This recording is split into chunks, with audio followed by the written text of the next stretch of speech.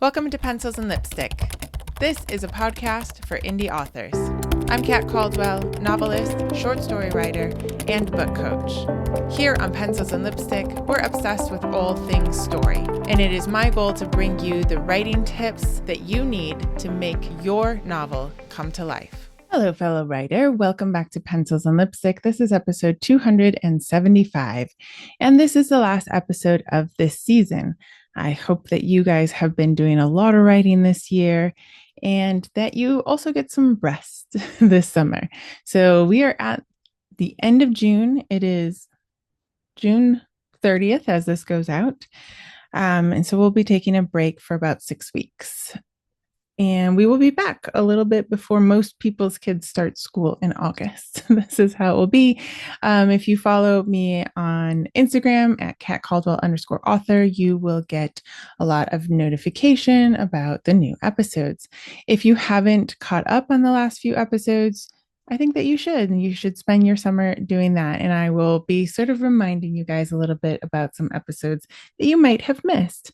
We're going to keep this pretty short right now. I am just getting ready to head over to my mother-in-law's in Spain with my kids. I'll be doing quite a few reels over there so that you guys can see where Stepping Across the English Channel is set. And it's sort of set in my husband's hometown-ish and surrounding areas. So I'll be doing quite a bit. If you want to see that, you need to follow me on TikTok or Instagram. But I have also finished the origin story for Claire's story across Stepping Across the Thames is what it will be called. But I don't have a title for the origin story.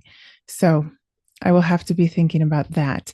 And as far as this next book goes, I think it will end up being about 50,000 words. So yes, it was supposed to be like novella-ish. And of course it's longer than a novella.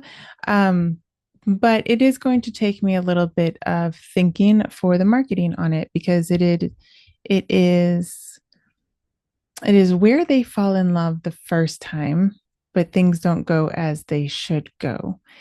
And it is not an unhappy ending, except that the two people that you want to get together don't necessarily get together.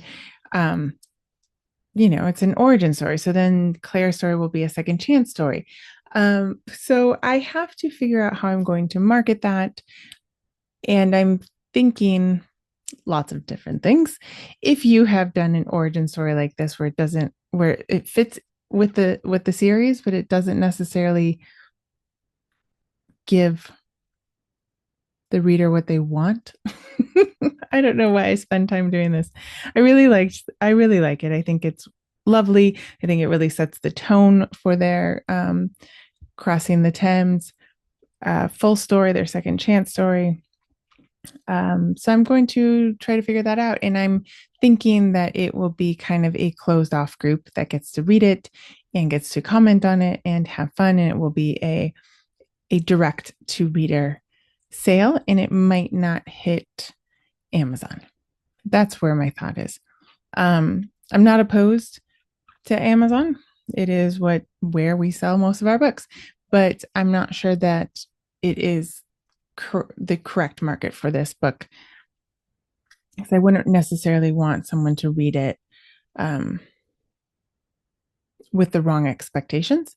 So we will see how that goes. And then when I put the whole series together for the Kickstarter, which is what I'm thinking of doing now, I will probably put it together with Across the Thames and make it sort of one big book where you get like the origin story plus Claire's story.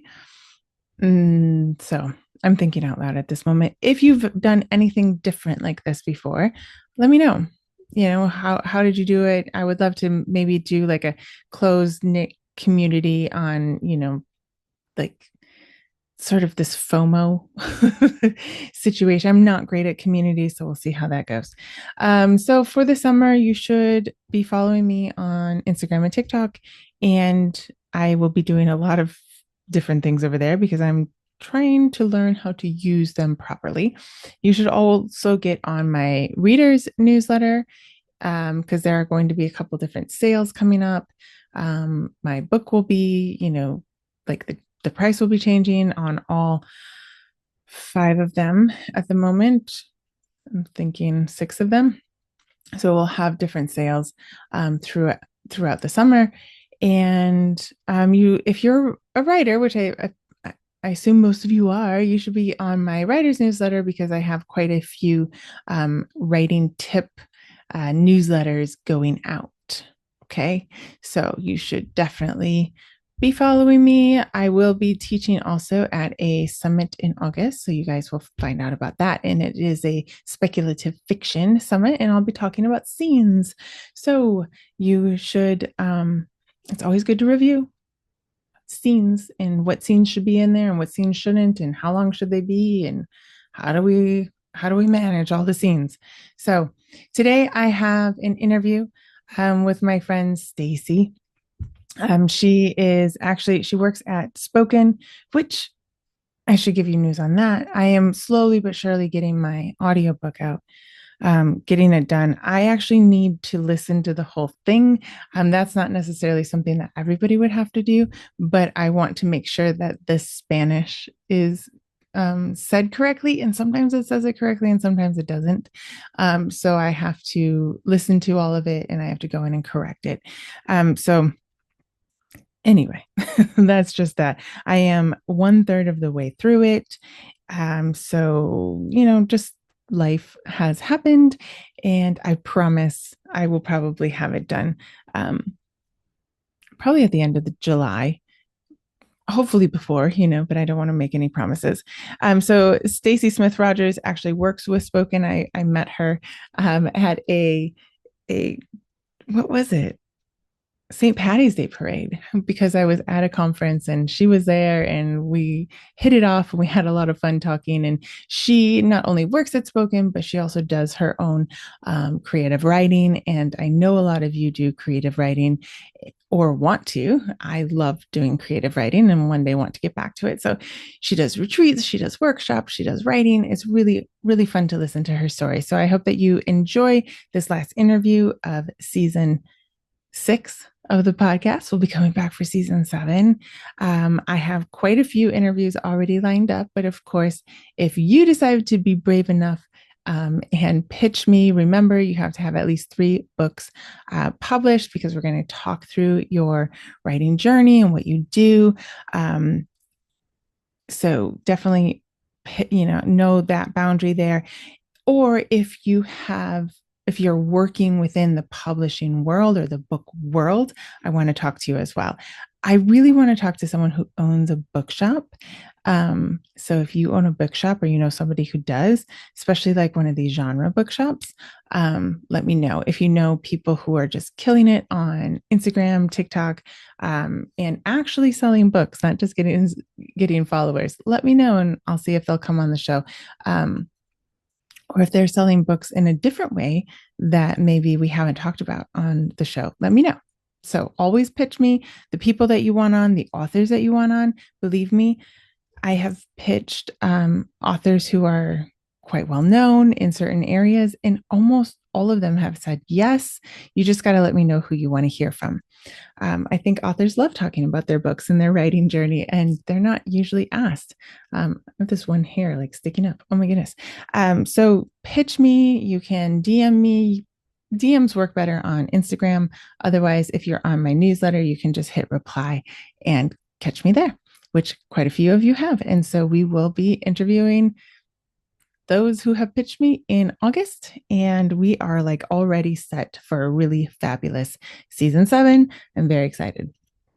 I hope you are too. So with that, have a great summer, everybody, and let's get into the interview. Computer. There we go. Hello, Stacy. How are you doing today? I'm great, Kat. How are you? I am very good. And since you and I can talk about everything all the time, I think we like We can. we've only met like 3 months ago, or 2 months ago, but we're gonna get into it because you have, as I said in the intro, you've done a lot in the last few years.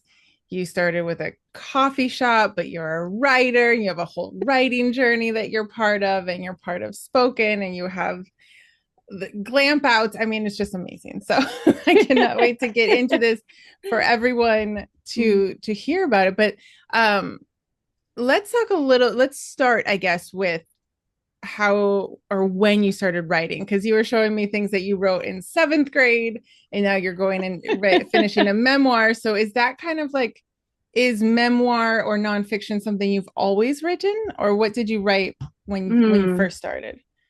I actually started with fiction early Okay. on. And as we were talking a little bit before the call, I was really inspired by your interview with Joan Schottler. Is that how you say her name? And she was talking about the children, the Yes. children writing their stories. And I Yes. thought, oh, yeah, I'm going to dig out one of my old ones here that I made in I can't seventh believe you grade. still have that. That's so Look, awesome. it's like a The shoelace. shoelace. That's this I love that's it. what holds it together. Because and it was called The Miracle Dream. So that's my first published work of ever, probably, So Nice. anyway, but my seventh grade English teacher inspired me to do that. Oh, cool. And I think it's really important, especially, teachers have such an impact on Yeah. people, but anyone can have an impact on you. And Yes. one of the things that's important about what I've discovered most recently, even though I've been writing since, seventh grade, Yeah. throughout these years, is that to really pay attention to the details. Yes. And so I spent a large part of my career writing and interviewing other people and telling their stories. I did Mm, a lot of corporate writing. I did a lot of marketing and PR. I worked for a trade publication for 12 and a half years and wrote pretty much their whole magazine. It was a builders industry publication, the second largest building industry association in the country. I wrote Homerama guides. I wrote relocation guides. I wrote right. about places. And it wasn't until just the last 5 years that I actually started to tell my own story. Yes. Yes. So there's been a shift. And I think I've taken the culmination of what I've learned by interviewing so many people through Mm-hmm. the years and telling their stories, to turn the spotlight on myself, Right. and to dive deep into that has been the most the most therapeutic journey I've Right. ever been on. So When you that's were when you that's were it. doing all that writing, because I feel like that's a lot of times writing is part of our job, right? Like whether Hmm. you're marketing, Hmm. trading, even if you're writing books, a lot of times people are doing writing jobs on the side, right? So were you Hmm. journaling during this whole time? Were you part of like, have you Hmm. always been that person that's sort of looking at yourself, or at least like journaling something, or was it pretty much just focus on life, work? I think Yeah. sometimes women can just go so deep in doing everything else for other For people. everyone else, I'm so glad that you mentioned that because I've always been a journaler since Okay. in my teenage years through college and most recently, well, about a year and a half ago, I found the journal that I was keeping about 6 months before I became pregnant with my first daughter. Okay. And she just gave birth to her first daughter last year. So I gave her the journal that chronicled the 6 months before she Yeah. was conceived, through my pregnancy, through telling everyone about the pregnancy, through experiencing what pregnancy was like, and Right. then through childbirth. And then it chronicled, that particular journal chronicled about 6 months to almost a year after she was born. And it was the greatest gift I could have given her because when she read that, she saw a glimpse of what I was like at her Right. age. Yeah, that's so cool. Yeah. And it actually, she's a little bit younger as a younger mother than I was, but it really, she got to know me on a different level. Hmm. And as I read back through that, I remembered the woman I was then. Yeah. And I think Yes. through journaling, it just reminds us of the different chapters of our lives. Yeah. And we have I think, I don't know who's described it the most, but we're like those little stackable dolls. Some people call them worry dolls, some people nesting dolls. Right, right, right. Like we have different versions of ourselves Yes. that are within us. And sometimes we just forget, like, Yeah. oh, I kind of forgot what I was like before I was a mother, right? Yes. You don't even know when you're a Was mom. there a time? Was there a time? Can we remember? And Yes. so that journaling process was a gift that not only to myself, but to my daughter as well. And I have kept that up. Gosh, about 25 years ago, I picked up Julia Cameron's The Artist Way. Right. Yes, And that's a great that's book. and someone just a couple years ago gave me the 25th anniversary edition of that Oh, book. really? I mean, it's Oh, still wow. so relevant. Yes. She still teaches Yeah. workshops. I mean, it's amazing. But I adopted a lot of what she communicated in that book about really how to dive into your creative self, and through journaling and the morning Yes. pages and the artist states and the things like that. So Right. um, and in I would say the last 3 years, I wish I had that in front of me right now, but I have religiously kept a journal through a good friend of mine named Julie Barlow, whom I met another interesting circumstance, like you and Yep. I met. I met her at an entrepreneurs group in Louisville, Kentucky, and she produces this beautiful journal through her business. And it's JMB Living. Okay. And each day you start off with something you're grateful for. Right. And then you just, you You just just write. keep But it going. also Yeah. has like what are your dreams? And then at the beginning of the week, she's prompts. She like, what are you going to say yes to? What are you going to say no to this week? What are you going to focus on? Oh, Like, trying to like get you to think about it. It's good. and That's then she good. talks about it's sort of like a magazine too. Hmm. So I was honored to be I wrote an article for one of her issues. So Nice. it's like a magazine journal situation. It's Oh, not fun. anyway. It's We'll so have to much put that fun. link in the show notes. I'll put the link, Yeah. JMB Living. But it is when I don't do that, like if I'm gone for a trip or whatever, I'm like, I miss it. I crave it. So Yeah. yes, the long answer to that question is You're a journaling. journaler. I'm a journaler, and I think it's an important part of my daily routine. Right. And I think And it's I think just it's gets something you that we going. can forget sometimes. Like I have been a journaler for years, but there are moments in life where it's just like it's so much. I remember the baby years where I would Mhm. like pick up my pen and just be like, I don't know, diapers. Like it was just like Right. I couldn't even Sleep, think sleep. about like what I was feeling. Mhm. But it's something I always encourage people to, even if you've fallen off, to go back to, because I definitely fall off and come back and allow life to get in. But it is fun to go back and read the journals and to sort of, or just to have that moment to Yes. yourself. Because Hmm. even when you like you're working full-time at Spoken, you have a magazine, Substack Hmm. magazine yourself, you do Hmm. um this whole Stronger Girl thing. It is easy to allow that to get in the way because you're writing, right? But it's different to give yourself that space in your journal to just, I don't know, decompress, say Hmm. whatever. I used to be very like strict about what would go in each journal, and now I just like Oh no, you cannot be strict about that at all. that's No. well, like when you're 17 and you can be like, this journal is for this and this journal is and now I'm Right. like, I don't know, all my thoughts go in one spot. Yeah. This journal is for if my mom finds it. This journal Yes, is exactly. hidden so way she doesn't. Exactly. Yes. Oh, you read my mind. No, I think what you just said, space is the key word Mhm. there. And space to just be yourself, just Yeah. to let you and I like to pen my journal, but I have kept journals though where my fingers are flying across the keyboard, because Yep. Yep. That's that's the what space you're in. that's Yep. the space. So Yeah, um absolutely. I don't think there's too many rules about that, except No. maybe the one rule is not to have any rules Yes, about it. exactly. That's a good way to do it. So is it, let's talk a little bit about Stronger Girl, because this came out of, I mean, Mhm. so you started a coffee shop during the pandemic or right before? right before. Yay. So yeah, 6 months before, as a matter of fact. If only Um, we had a crystal ball, though, but it actually worked out well for you. So let's hear a little bit about that and how it went it's into Stronger Girl. so, okay. So there is a story about behind everything, right? So Right. I'll try to be brief because we could go all day long, and I know we don't have time. But this is a fairly interesting one, and usually people are like just staring at me blankly when I tell this story. So like in a good way, I Right. guess.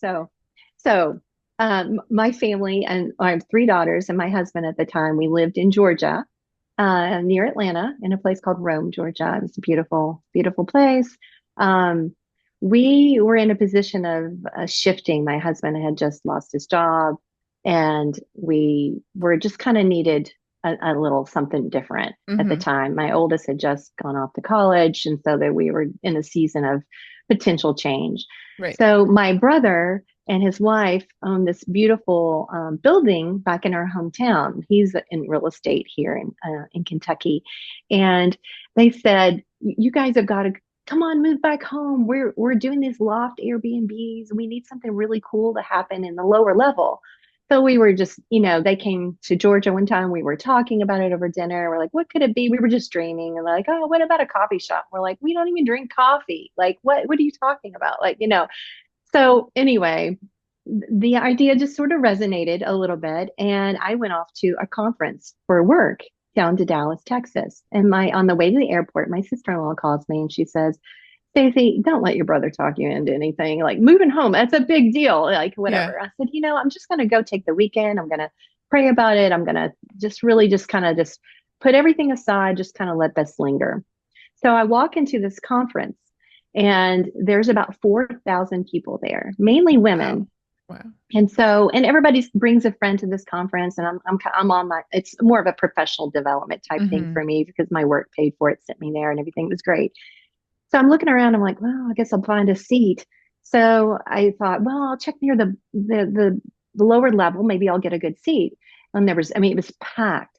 So I look up and I start to walk up, and this one woman, with strawberry blonde hair, beautiful, looks a little bit like you, Kat. As a matter of fact, that's funny. She waves me down, and she says, and I look around, and I'm like, oh, and she said, hey, if you're looking for a seat, here's one right here. I said, oh my goodness. So I walk up there, I sit, and I thank her. And you know how you just make small talk. And they're like, where are you Mm-hmm. from? I'm like, I'm from Georgia. And then they said they were from Texas. And then when you ask that one more question that just Mm-hmm. gets to it. So I said, well, I just was trying to make small talk. Maybe I was kind of lonely because everyone Yeah. had a friend there. I Yeah. was by myself. I'm like, oh, Been there, done that, where you're like, oh, somebody's talking to yeah, me. exactly. I know. So I said, so I don't know how long did it take you to drive here from Texas? And the woman who flagged me down, who sat right beside me, she said, oh, I'm actually originally from Texas, but I live in Kentucky now. I said, Oh. really? That's interesting because I'm from Kentucky. And I said, where do you live? She goes, oh, you've probably never heard of it. And it's a little town called Shelbyville, Kentucky. Every time someone says that, it's going to be your I dropped my program because Shelbyville, Kentucky is my hometown. right. And so then I look at her and I said, oh my goodness, maybe you know my family because they're in real estate there. So I mentioned my dad's name, W.A. Smith. And she drops her program. She said, your dad is the best man on the planet. I'm like, I know. And so he sold her two houses, That's so funny. and he went to her church. Oh my gosh, that's And so even funny. more than that, we took a selfie together on her phone, and she texted my father and said, look who's sitting beside me. So as the lights were dimming, I texted my husband at the time and I said, I think we're supposed to go to Shelbyville and open that coffee shop. That's And crazy. he texts back, he's like, I'm in. So Well, there you that's go. If the husband's in, you might as well go. that's how we did it. Oh So my goodness. so long story short, we did find some really incredible people that we had met on a work trip. We had gone on like a marriage adventure, like Okay. in the Yeah. Bahamas, Oh, through my fun. work. Actually, it was a really great job, I'm telling you. But they owned a coffee shop in Midland, Michigan. Okay. And so we called them and said, hey, we're thinking What do about we doing do? this. We don't even drink coffee. Like, tell us what we should do. And they Right. said, we'll tell you everything we know. And so they helped us start the coffee shop, and they actually had their roaster came down like 3 days later. So we sold our house in Georgia. We moved. We bought 10 acres here on near a horse farm. It was our year of yes. Yeah. And things were just like, heck, if someone asked us, we said yes, right? Because we were just embracing this new thing we were going to do together. Right. So, And so, then the world shut down. and then, But you managed to make that coffee shop work through COVID, at least through the hardest part of COVID. well, what the hardest part of COVID for me was I moved back to Kentucky August 1st. And by August 21st, we had the shop open. Oh my gosh. Uh, Wow. we launched it. It's going gangbusters. We have an extra like space. We called so it's called the Paddock Coffee Eats and Gatherings. Mm-hmm. So we rented out the gathering side for weddings and rehearsal dinners, and so that was another revenue stream for us. And I Mm-hmm. love my background is marketing and events, and so I was like finding my groove. Well, come February, we had February 9th, to be very precise. My husband announces he wants a divorce Mm. of almost 28 years. So it was like Like coming we out. said yes to all this, and now, It was our year of yes in 2019. It was our year of oh oh crap. oh shit. Oh crap. Oh crap. Oh crap What? for 2020. Ugh. So it hit me like So a like Mack a truck. month before the world shut down. March 16th is when the governor said you got to close your doors to in-house dining. Yeah. So I had the perfect excuse to shut it down Yeah. because I could have like said, "Oh, COVID This was hit. a Sorry, mistake. everybody. Yeah. Got to go," and then kind Yeah. of like tucked my tail and went. But the circumstances, the people, the sheer grit, maybe the stubbornness to hold on Mm-hmm. to something that I felt was still part of my marriage. Mm-hmm. I was holding on to that coffee shop like it was my best friend. Mm-hmm. And you can't deny the like things that led up to it either. Yeah, I know like when something really hard happens, it's easy to forget why you're there in the first place, but that's part of the Mm-hmm. story too of like, but it can't have been a mistake to come. You know what I mean? Like it was I too weird for all this stuff to it was happen.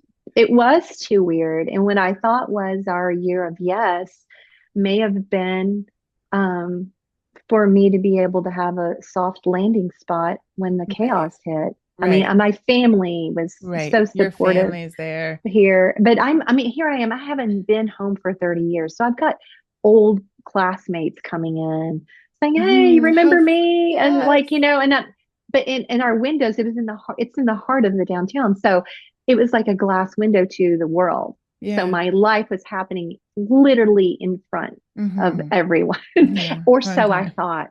Yeah. Yeah. No one really cared. But at the time, Right. it was a trauma. Right. So the only way I could process that was to write about it. So I Mm-hmm. just started the journaling again, and I started Yeah. going back to what I know. And I really had no choice but to get my butt up every morning at 4:30 or 5 and get that shop going because Right. I had something to prove. Right. Then when COVID hit, I faced the choices. Do we close? The very first woman I hired was court ordered to be in an addiction recovery program that was right down the street. Okay. This opportunity was an integral part of her healing and her Right. sobriety. Right. And I just honestly, it wasn't just about me. It Yeah. was it was about other people. It was Yeah. about Giving what my people daughters, purpose. right. Yeah. I have 3 daughters who are watching every move I made. Right. So that's where we're just like we just dug our heels in. Um, And that's what's and amazing about your story is there can be, I feel like somehow we forgot during COVID. Lots of things can be happening like on the macro, but so much we lost so much of the micro too, of like how much, like you're saying, it gives Mm-hmm. you purpose, it gives your girls an example, it gives this other stranger really that you've hired purpose Mm-hmm. as well. And I can't imagine if you are on that journey halfway of it through addiction and COVID happens and you get sent home, that's dangerous. It So is. like, Mm-hmm. so all of this, no, it's not just a coffee shop, and I think we kind of lost that. Some people Mm-hmm. might get mad at me about this, but it's no business was just whatever, fill in the No, it blank. wasn't. It was Mm-hmm. affecting people and lives were still happening, right? And so Mm-hmm. you chose to keep it open and to move through, and at the same time you're writing and finding a whole, a balance with that. And you ended up with the 2021 Tourism Business of the Year award. Like, that's so That crazy. was a shocker. Yeah, that was a shocker.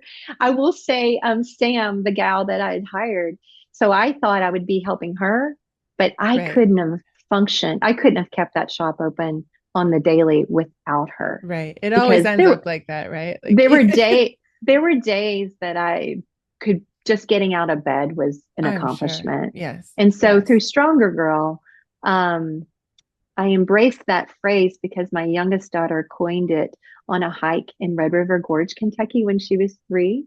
And when kids say something Yes. funny in your family, you're like, oh, that's so funny. So we would just say it through the years, yo, gotta be a stronger girl, Right. get like I gotta get get up your that act hill. together. Yeah, you gotta get to the hill. So it just came to me. And Yes. so while I had the coffee shop going, I launched a blend, an alternate to our house blend. And I just said, I called my roaster up. I said, I need something a little bolder than our house blend, and I want to call it Stronger Girl, and I want to launch it on February 9th because that was the anniversary of what I called the bomb drop. Yeah. So I just thought, I'm going to do something brave every single day. And my Right. sister-in-law, the same one who warned me, don't come if you don't want to, she was my accountability partner. So she would say, what did you do brave today? And I'm like, uh, I went into the coffee shop. Like that was brave. That was brave. Yeah. Or, Yeah, some of sometimes the it is. some of the braves are, oh, I went to my mediation for, my Mm-hmm. divorce. Like that Mm-hmm. was the most ultimate brave thing I've ever done. So But your habit of saying, well, it's interesting to hear this timeline now because I know part of this story, but 2019 you start saying yes to mhm. really big changes. If no one's ever moved, that you might not, like, moving is a lot, Across right? country. Across Right. Yes. country with Uh-huh. kids. And Hmm. even through tragedy, you're still saying yes, and then you start this thing about being a stronger girl and being brave, and that leads to this crazy thing of saying yes and being brave to writing. So had you, like, Yeah. Hmm. okay, so tell the story about Okay. what Okay. it let the There's big so thing that it much, leads. I know. but the writing aspect of this is important because it is part of the story and it Right, is how I actually it's how I'm here right now. right. So I did the journaling and that was going well. Well, right about a month before the divorce, something really painful happened, and I just kind of froze. I went writer's block for months. So Mm-hmm. from July 1st through January, I couldn't write anything. It was Yeah, just it happens. functioning, Yeah, right? Yeah. yeah. And so another pivotal thing happened one day while I was folding clothes and I'm listening to a podcast and someone really she says something that it just turned something in my brain. I had, like just she was speaking to me. Mm-hmm. I dropped the clothes, sunk to the ground, I bawled my eyes out for about an hour. Then I got my butt up. I went straight to my computer, and for two And you months, could I write. pounded out 60,000 words. Yeah. Like I couldn't stop almost. Not 2 months. It was about 6 weeks. Like I couldn't stop. So I physically gave myself a self-imposed deadline of February 9th. I said, the anniversary of, that I'm going to Mm-hmm. stop writing. So this is Right. through February. So I chronicled that and I just kind of just wrote about what I experienced and how I Right. felt about it. And the night of the actual deadline, um, there's an interesting part to my story also is that my high school boyfriend came on the scene after my divorce.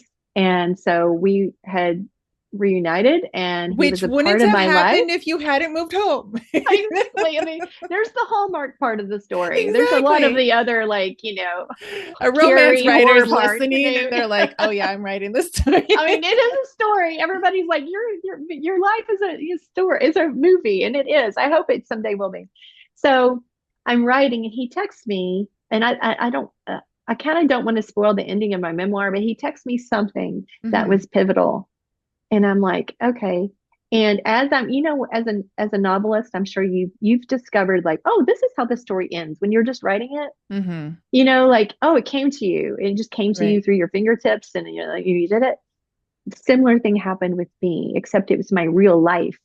So Yeah. I'm like, oh, this is the shift. This is how things Mm. are gonna happen. So literally on February 10th became what I call my New Year's Day. Mm-hmm. And so that those things shifted. And the memoir stayed a memoir, like it stayed a journal for a while. And then as I'm writing it through that furious months or so, there's something that came to me that said, write for the reader Right. instead of just write for myself. And So there's a difference. Yep. there's a difference. So it's that's been 4 years. It's not published yet, because I needed Well, to go back memoirs, through and edit. yeah, Yeah, yeah. yeah. Memoirs take a while, but in the you did publish a sort of a rewrite of it though. I mean, you performed it. It wasn't that Okay. part of the So that is part of my story. That particular scene, those were taken from the memoir, but not from it's the not memoir. specifically from the memoir. So fast forward to 2022. Yes. There was a shout out by a director in New York City who was putting together a project called Love Notes. She wanted real stories told by real people about real love. And interestingly enough, I have no idea how I followed her, but on the Instagram feed, she's doing the shout out for, hey, and I'm hosting a production in an off Broadway theater on February 10th. Nice.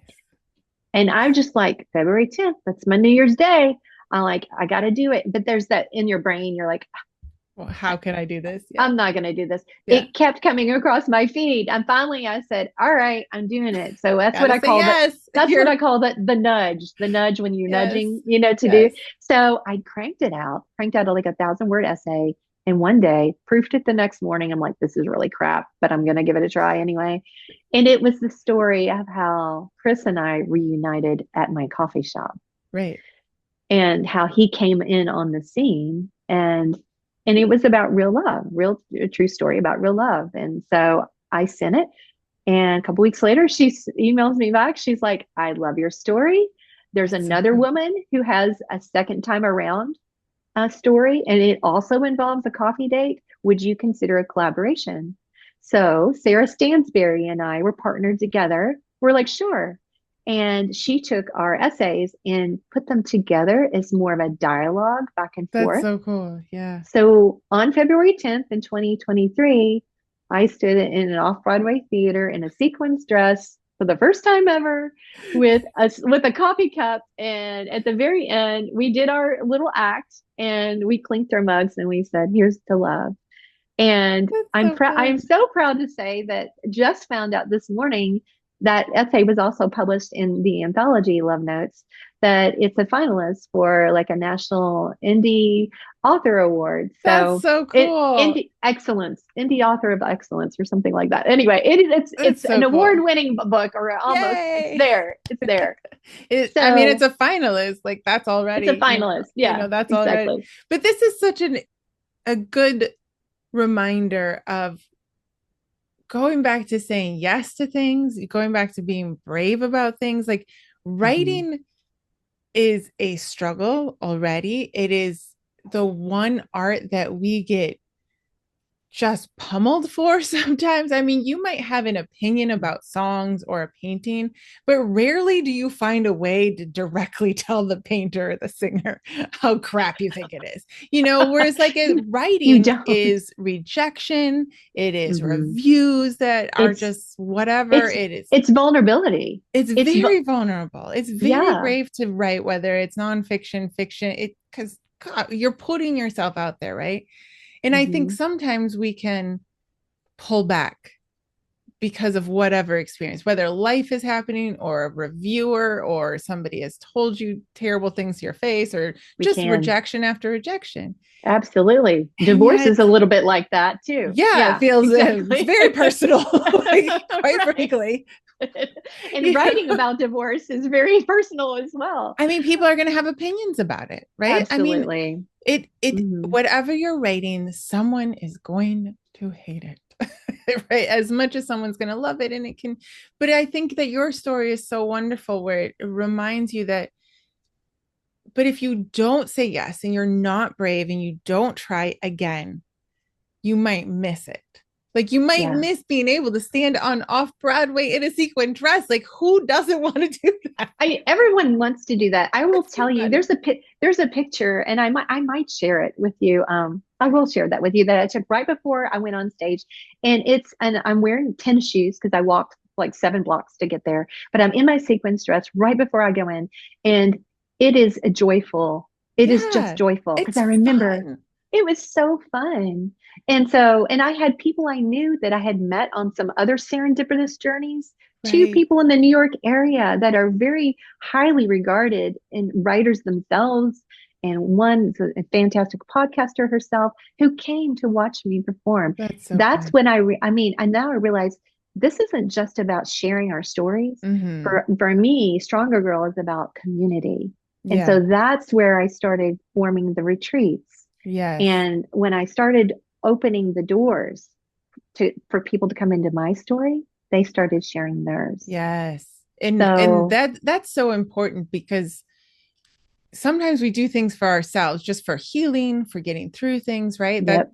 and then Hmm. it will open a door to an avenue of helping other people because whether it's divorce or other forms of tragedy or just hard times like Grief.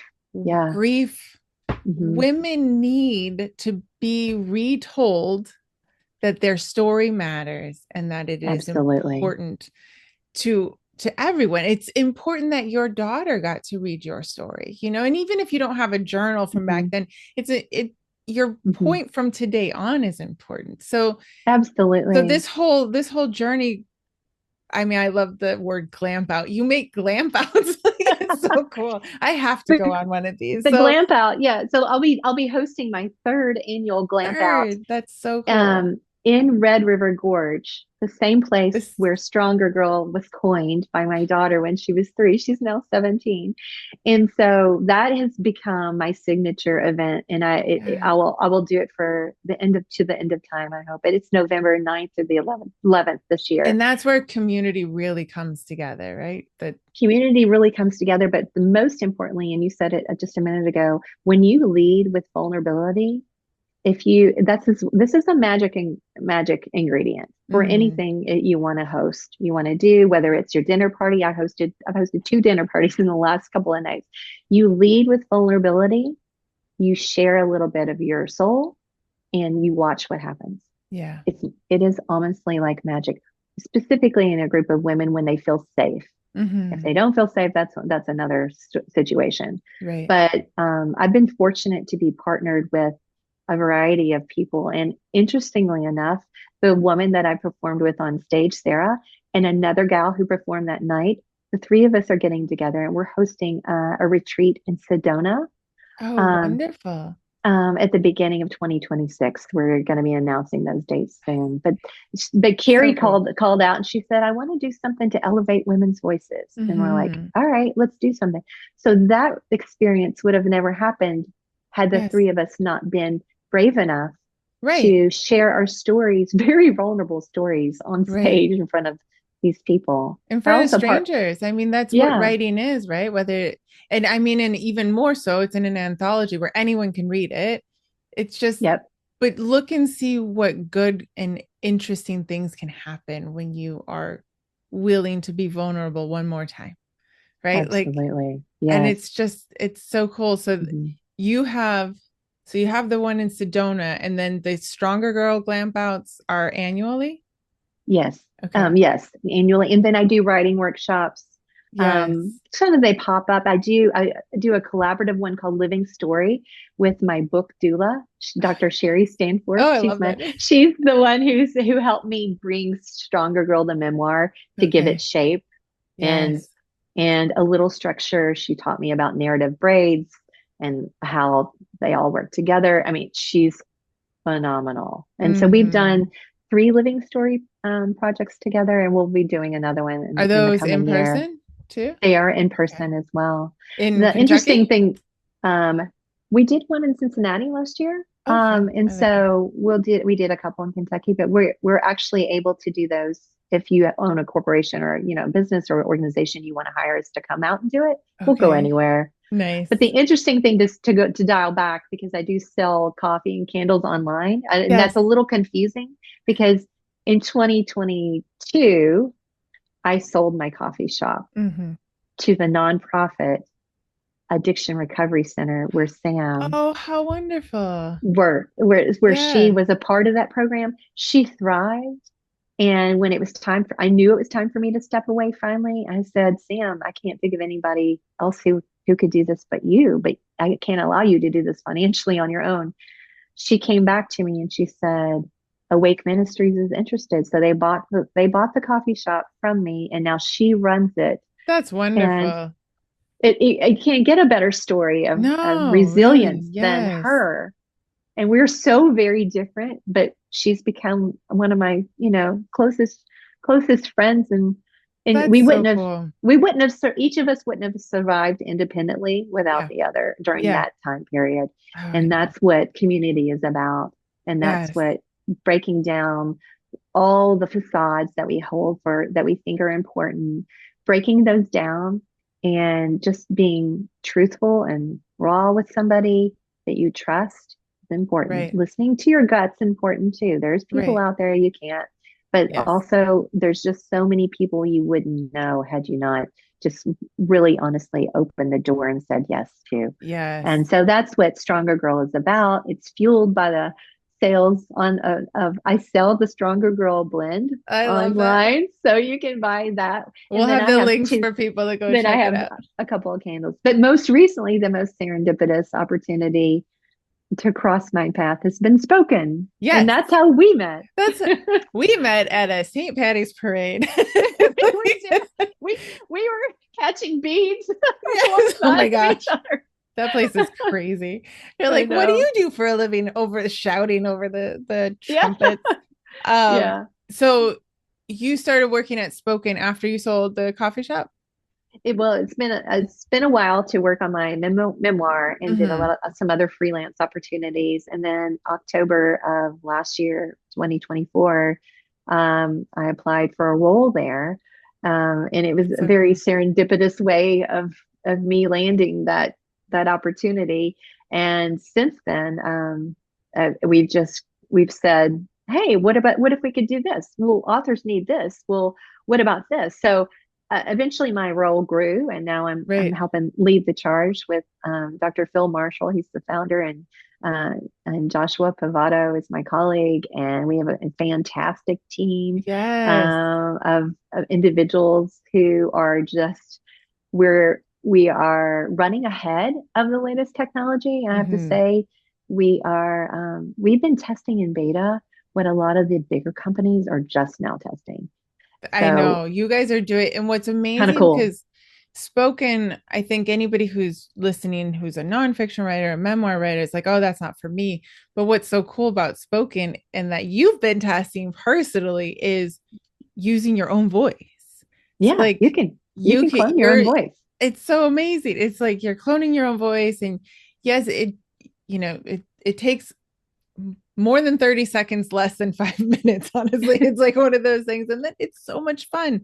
Imagine writing your memoir, listeners, and then getting to basically read it, but not having to rent out a studio and spend all that money on it and learn how to read because it makes it accessible. it's so And so accessible. that's the thing about spoken. We use the AI tools to give authors access to be able to narrate and Yes. narrate their works. These are works that would not have been narrated had this not been Right. offered. And Absolutely.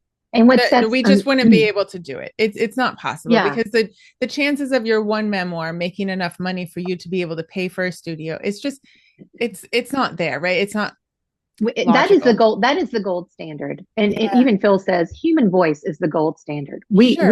We all know this. But for those of us who can't afford to do Yes. that, then And this you is the next best thing. And plus, with spoken, we're really perfecting the multicast opportunities. Yes, I love that. There's so many things that spoken. We're gonna have the link in the show notes. But what's cool about spoken is they can to hear the personal voice, they can go listen to your short stories there and it's Yeah. your voice. Uh-huh. So Right. so we're gonna have people go directly there in case they're like, oh, that's not true. So you guys are listening to her voice now, to Stacy's voice, and now you go and listen to it on spoken, and you're gonna be shocked. I mean, it's amazing the technology that you guys are coming up with. Yeah. And I love how it's all coming together. Like there's as we keep using the word vulnerable, like if you're a nonfiction or a memoir writer or you want to be, that is Mhm. part of the equation, right? And even using your Mhm. own voice is a vulnerability, and putting it out there in another medium is a vulnerability. Mhm.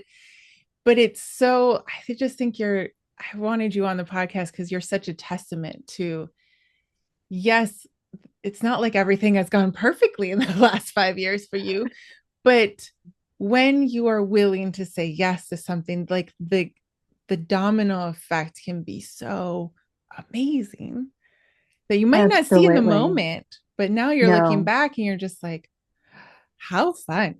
Like, this That's is so fun. I just had this conversation. I had a little gathering in my house last night, and it was for a birthday for a friend, and Okay. she was the last one to leave. We stood in my kitchen. She said, looking back on the last 5 years, she goes, I've watched you. And she's like, I've seen like the different things that have come your way. Like Yeah. it's just amazing the different people that have been put in my path.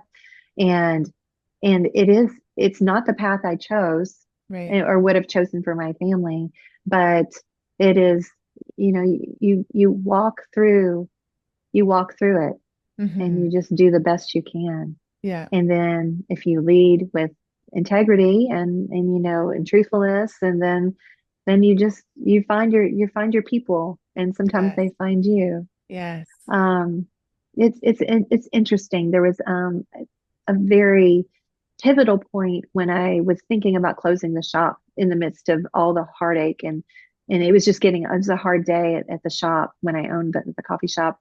I was sitting in my corner seat where I always sat, and there was this older gentleman. This is right before they closed the doors, actually. Yeah, before we closed our doors, we had to. He's drinking a cup of drip and an energy chocolate chip energy bite. And he looks up and he says, wow, there's a bunch of good ghosts in here. And I just looked at him like, you are a little cray cray. Like, what's going on? And he says, oh, I'm sorry. He said, it's just like there's a good energy, a good spirit. And I said, thank you. We hope, we hope the ghosts enjoy it or whatever. So I'm like getting back to my payroll or whatever I'm working on and just kind of like having a day, right? Where I'm like, what am I doing? Mm-hmm. And then I look up and he catches my eye and he says, it's like you were called to be here. Oh, I stand up and I walk straight to the kitchen. Crocodile tears are coming down my face. I'm so rude. I'm like, I couldn't speak. I couldn't like figure it out. I'm like, why did he just say that to me? And then when I collect myself, I come back and he's gone out the door, and I'm like, oh my God, that's so rude. So I grab a bag and I put another energy bite in. I'm like, gotta go outside and apologize. And so I found him on the corner, and I said, oh, sir, I'm so sorry. What you said really affected me. There's just a lot of bad things going on in my life right now. And he looked at me, and I guess he saw my tears, and he's sort of glossy eyed, and he said, yeah. I think what you're doing is amazing. So Oh, that then I couldn't give up then, like Yeah, of that's course. because you've got someone believing in you. And Yes. sometimes it's the strangers. I never saw the man again. Mm-hmm. Don't know. Don't know where he came from. Don't know where he went. I don't know why he said that to me.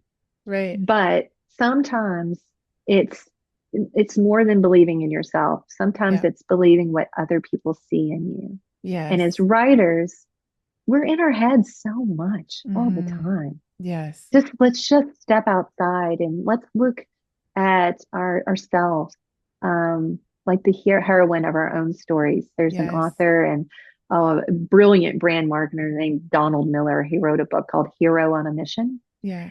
and that's another pivotal book that changed the way I think about my life. Right. We And got to be when the you start, heroines. and Yeah. from a memoir standpoint, Yeah. nobody wants to read a book where she's just, doesn't do anything or, Or she says or no. she says, "Oh, sorry, I give up." I I mean, give up. Yeah, that's not the story. they want to read the hero's journey. Hmm. And that's not prescriptive. But sometimes if we look at our own lives, like we Hmm. are the star of that movie or that book, Yeah, that heroine in that story, then that shifts the decisions we make. exactly. Yes. And And so, then you never know what will happen. And I just want mhm. to encourage anyone who is thinking about writing memoir. It's a difficult, vulnerable thing to do, but think of this as your encouragement to keep going. Stacy's story. Um, Mm. check out the links below because she will continue to give you encouragement. She has, her Substack. You can check out the Stronger Girl Glampout, Oh, her writing projects, writing retreats, the and writing spoken. workshops, and Hop on spoken. spoken. Be a Listen little to her vulnerable. stories, Yeah. yes, and just Hmm. see this as we're kind of like the old man in your story, listener. We're telling you we see you and we want you to go out and write your story. Thank you Yeah. so much, Stacy, for coming on and telling us. I'm definitely going to have you on more because we're just going to have to keep hearing about your story. Would love to. Thank you, Kat. Thank you so much.